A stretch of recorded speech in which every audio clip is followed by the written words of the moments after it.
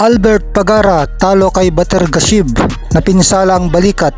Ayun nga mga lods, talo ang ating pambato Albert Pagara kontra Olympic gold medalist Albert Batergashib.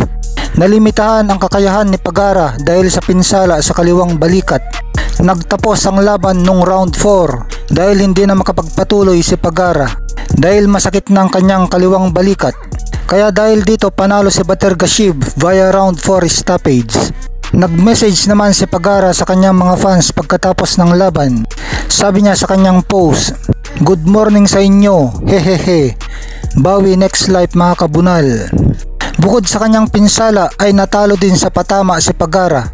Mas maraming ipinapatamang suntok si Batergashib sa kanilang 10th round na exhibition fight.